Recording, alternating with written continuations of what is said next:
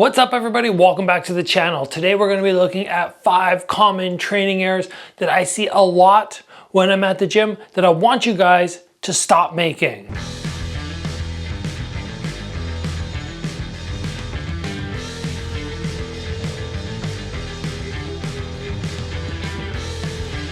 Now obviously when we start talking about errors, common errors, mistakes that people are making, there's a massive list that individuals make if you start going from person to person. But what I wanted to do today was I wanted to have errors that I've seen over and over. Doesn't matter if I'm in a gym in Victoria, Vancouver, over in Toronto, down in the States, things that are common and you're gonna see everywhere. This means that many people on the channel are making these same errors, and if we can correct these, we're gonna have that much more likelihood of improving our skills very fast. The first error that happens a lot is people overtrain one side of the body. For example, we have a round kick off our back leg. We're really good at it. We can whip it in. It feels really powerful. The body just flows, but we can't figure out the left leg.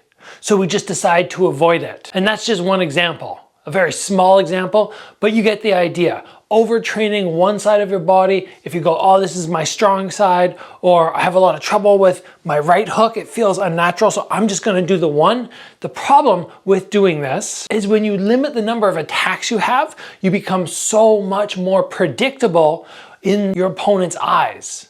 When you're in front of them and they're having to deal with stuff, eventually they'll go, oh, this guy never throws anything off this side. Or even if they're not smart enough or wise enough or experienced enough to figure that out, they're gonna start really dialing into the attacks you are throwing. So if the right round kick keeps coming, they're gonna block it, they're gonna block it, then maybe they'll start blocking and scooping, then they'll start trapping it and sweeping you. You want to have that variety and not limit yourself by overtraining one side of your body. Plus, you don't want your body to be imbalanced as well. If you throw 100 round kicks on this leg, but only 10 on this leg in bag work, let's say, you are gonna create imbalance because you're gonna have tighter, bigger muscles, but you're gonna have tighter muscles here. This side's gonna be a little underdeveloped, might not be as tight, you know, through the hip flexors or something. So we want to make sure that we're working both sides of the body equally, and this is gonna help us a whole lot.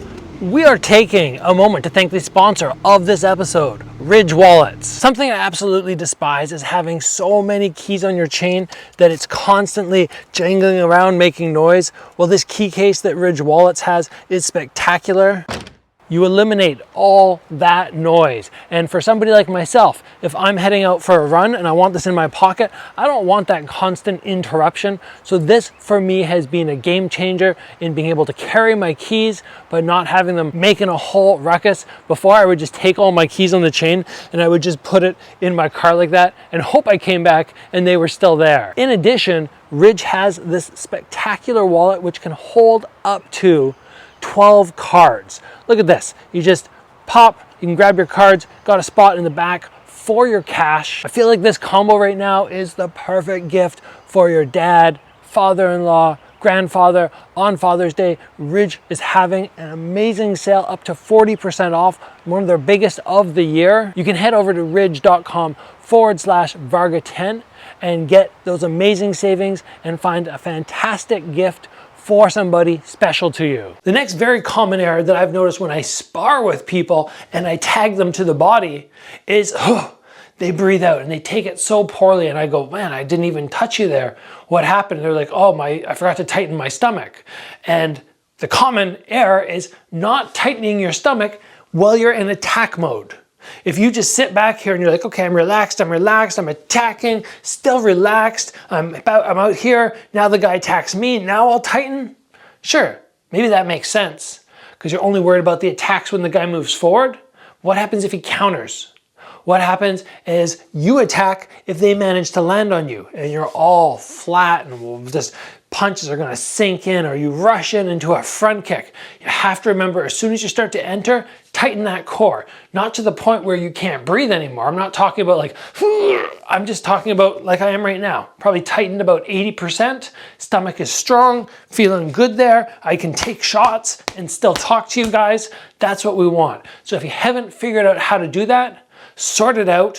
When you do your shadow boxing, practice tightening through there, still breathing and throwing your shots, and then exit and relax. The next very common error, which I've been guilty of sometimes throughout the years, is working with the same partner over and over and over. And in some ways, this can be really good. Like in the past, I would naturally gravitate towards the people in class who could hold pads really well for me. And if I found somebody who was really working me well, I would continually make them my partner. But when we start doing drills back and forward, you know, something like my turn, and then they come at you, and you just go back and forward, or maybe you're doing something a little bit more dynamic than just pad work where one person's holding, the other person's hitting. You want to make sure you're switching up. Why is this important? Well, it's going to help train you for different styles and different looks, different speed, different power. Even if you have a partner who's your absolute favorite and it's so good to work with them all the time, challenge yourself and try to get with somebody new occasionally. It might not be your best training session. It might feel awkward. It might frustrate you, but guess what?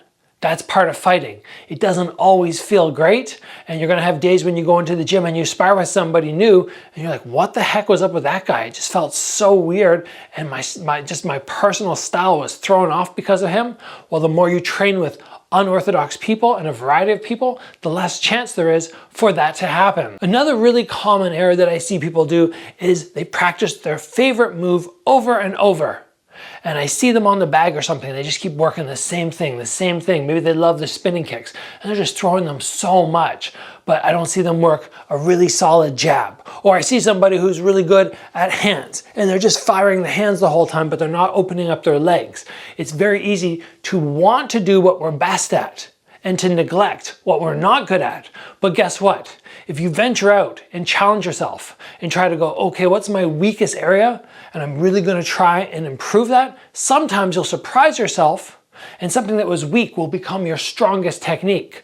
My left hook was never my great shot. It was always my legs. Then I started developing my hands a little bit and went, oh, this is kind of good. I'm doing pretty well. And then I found that left body hook. I started challenging myself to throw it and land on people. And I went, wow, this is working for me. But it didn't come in just a class. It didn't just click. I pushed it for something like 2-3 months until I started feeling very confident with it. And then all of a sudden you're just going, this is what I land most with in sparring. So remember, even though it's comfortable and fun to do the things you're best at, you want to go to those things you're worst at sometimes and really try to dial those in and see if you can improve them. And like I said, who knows? One of those techniques which you don't like now might become your favorite. And the last big mistake we're going to talk about today that I see not only like in town here, but all across gyms throughout North America, even in other spots of the world, is people don't stretch post-workout. It's very easy to get into class. You're there 5 minutes early. You're like, oh, okay, I got time to kill. I'm gonna loosen up. Class finishes and people are like, and I'm done, and they're gone. That's a really important time to stretch. And I'm 100% guilty of missing post-training stretches sometimes because I'm just so fatigued. I finish, I'm like, yes, I'm done. I just want to get home and eat and take a shower and relax, and I just leave it. And I actually did that this morning. That's very guilty of that. I finished my workout and I didn't do my stretch post-run, and now my legs are just feeling, I'm going, stupid. I should have done it. So take that 5 minutes. How do you go about doing it and staying diligent with it? I look at the clock and I go, I'm not allowed to leave the gym until 5 minutes is up. And a lot of times I'm by myself when I'm training, or I have a pad holder who's doing something else once we're done. So I go, okay, if I just sit here for 5 minutes, I'm wasting my time. I might as well stretch. So just put that on yourself. Your longevity for your body just being really, it's like feeling really good is just going to increase so much. Your training sessions are going to feel better and you're less prone to injury. So I hope you guys got something from this episode today, because everything I talked about, so many people do. And if you can sort those out, like I said at the beginning of the episode, your skill level is just going to rise substantially. So let's call it there. You guys enjoyed the episode? Please give it a like. If you haven't already, join the channel, get subscribed. As always, guys, train hard. I'll see you back here soon for another video.